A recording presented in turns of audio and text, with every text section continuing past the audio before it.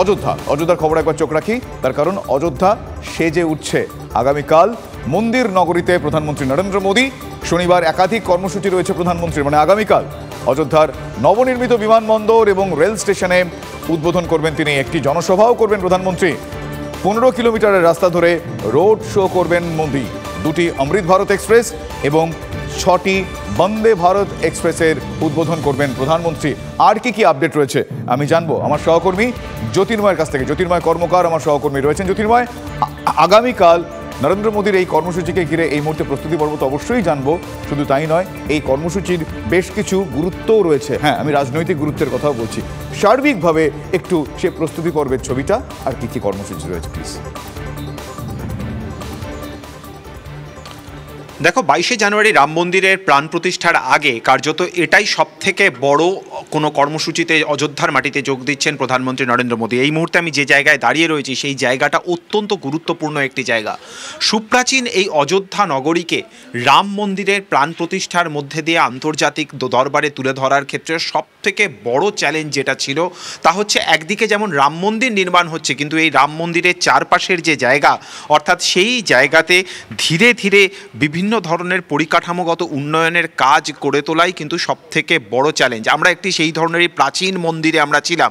এই মুহূর্তে যে ছবি আমরা TV9 বাংলার পর্দায় দেখাচ্ছি তা হচ্ছে একেবারে রেড জোন, অর্থাৎ যেখানে কার্যত এই মুহূর্তে কারোর যাওয়ার পারমিশন নেই, তেমনই একটি সুপ্রাচীন মন্দিরের ভেতর থেকে আমরা এই মুহূর্তে নবনির্মিত রাম মন্দিরের ছবি আমরা দেখাচ্ছি। TV9 বাংলা সেই জায়গায় পৌঁছে গিয়েছে যেখানে আমরা দেখতে পাচ্ছি যে রাম মন্দির যে নির্মাণ, সেই রাম মন্দিরের ছবি আমরা এই মুহূর্তে দেখাচ্ছি, যার কাজ এই মুহূর্তে প্রায় শেষ পর্যায়ে।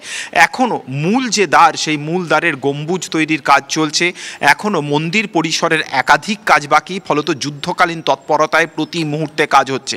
এই জায়গাতে সাধারণ মানুষের প্রবেশ সম্পূর্ণভাবে নিষিদ্ধ, এমনকি সংবাদ মাধ্যমের যাতায়াতের ক্ষেত্রেও সম্পূর্ণভাবে নিয়ন্ত্রণ রয়েছে। যেহেতু আগামীকাল প্রধানমন্ত্রী নরেন্দ্র মোদী আসছেন, ফলত নিরাপত্তার কড়াকড়ি এই মুহূর্তে আরও যথেষ্ট বেশি। যে জায়গাগুলিতে আমরা এই মুহূর্তে দাঁড়িয়ে রয়েছি, অর্থাৎ যে মন্দিরের আমরা এই মুহূর্তে দাঁড়িয়ে রয়েছি, এই ধরনের অসংখ্য মন্দির এই রাম মন্দিরকে ঘিরে রয়েছে। যে মন্দিরগুলিকে আবারও নতুন করে নির্মাণ করা হচ্ছে, তার কারণ শুধুমাত্র রাম মন্দির নয়, রাম মন্দিরকে সামনে রেখে সমস্ত অযোধ্যাকে নতুন করে সাজিয়ে তোলা হচ্ছে। এবং সবথেকে বড় চ্যালেঞ্জ ছিল, যেহেতু প্রাচীন একটি নগরী, ফলত তার রাস্তাঘাট একেবারেই ছিল না বা অত্যন্ত সরু রাস্তাঘাট ছিল, এবং দীর্ঘদিন ধরে জাতীয় রাজনীতিতে যতই রাজনৈতিক সংঘাত হোক না কেন, এই অযোধ্যার পরিকাঠামোগত উন্নয়ন কিন্তু কখনোই হয়নি।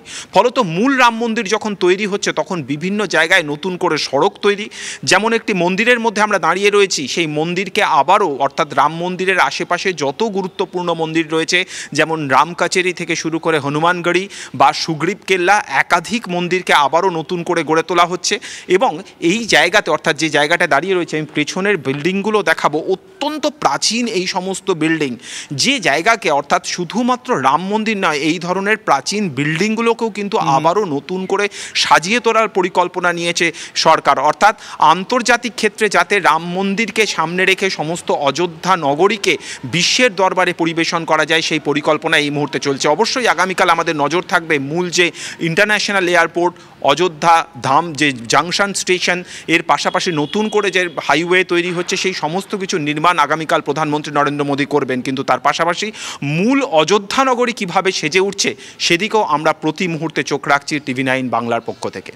ধন্যবাদ জ্যোতির্ময়। কথা বলছেন আমার সহকর্মী জ্যোতির্ময় কর্মকারের সঙ্গে। অন্যদিকে 24-এর আগে বাংলা রাম মন্দির ইস্যুতে শান বঙ্গ বিজেপির। তার কারণ একথা বলছি, তার কারণ 1 থেকে 15 জানুয়ারি বিজেপির ঘর ঘর যাত্রা রয়েছে।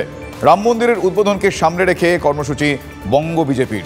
বিশ্ব হিন্দু পরিষদের কর্মসূচিতে যোগ দেবে বিজেপির সব স্তরের কর্মীদের ঘর ঘর যাত্রায় অংশগ্রহণ করার নির্দেশ দেওয়া হয়েছে। ফলে 24-এ নির্বাচনকে পাখির চোখ করে নিঃসন্দেহে এ সব কিছুই এজেন্ডা, স্ট্র্যাটেজি এবং গুরুত্বপূর্ণ পদক্ষেপ তো বটেই।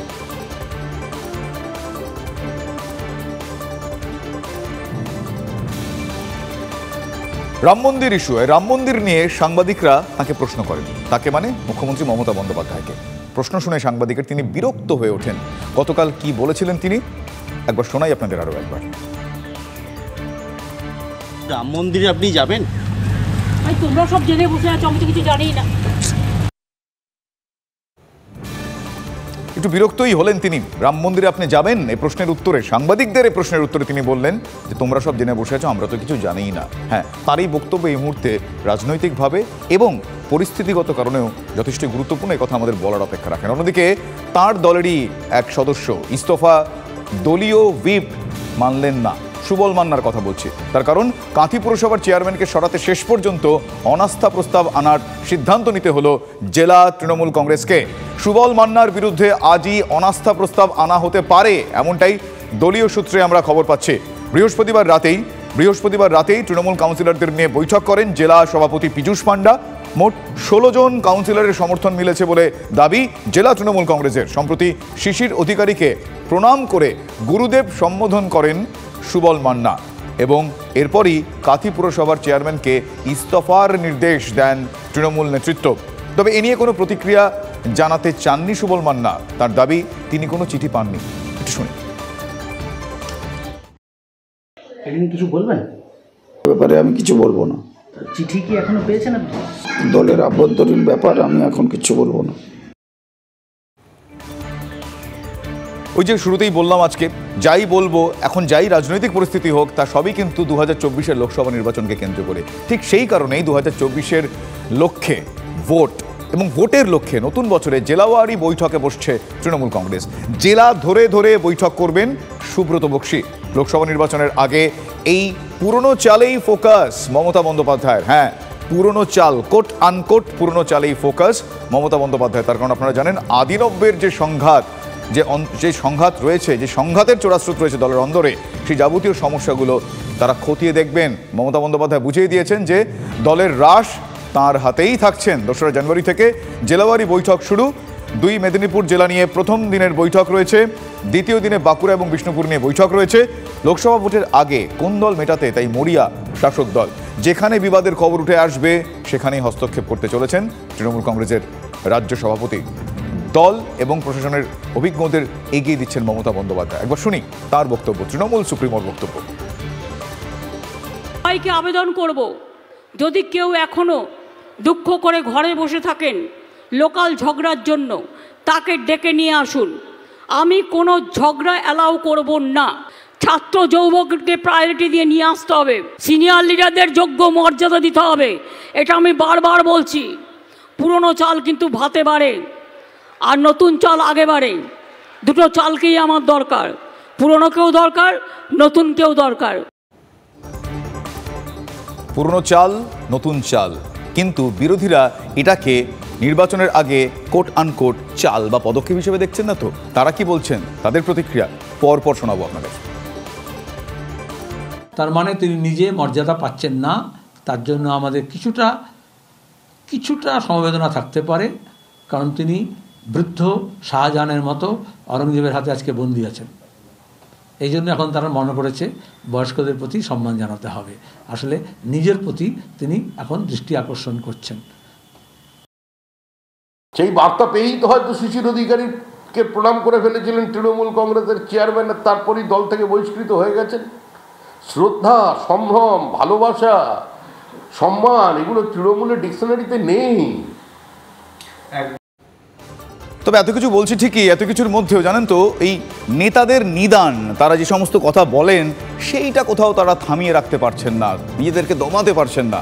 বিজেপিকে এবার বেঁধে রাখার হুঁশিয়ারি দিলেন রবীন্দ্রনাথ ঘোষ। তিনি তুফানগঞ্জের কর্মী সভা থেকে বিজেপিকে বেঁধে রাখার হুঁশিয়ারি দিচ্ছেন। ফলে বিতর্কে তৃণমূলের সহসভাপতি রবীন্দ্রনাথ ঘোষ, বিজেপি নেতাকর্মীরা ভোট চাইতে এলে বেঁধে রাখুন, ঠিক এভাবেই হুঁশিয়ারি দিচ্ছেন তিনি, আমি নয়। তিনি কি বলছেন শুনুন। সবাই মিলে ঘিরি ধরবেন, মরার বেটা মরা কয়া যা, ঘরের টাকা কেটে আটকে রাখছিস, ভাড়া বাড়ার টাকা কেটে আটকে রাখছিস, এই লোক তো দিয়ে যা, টাকা দে, তারপরে ভোটের কথা কব।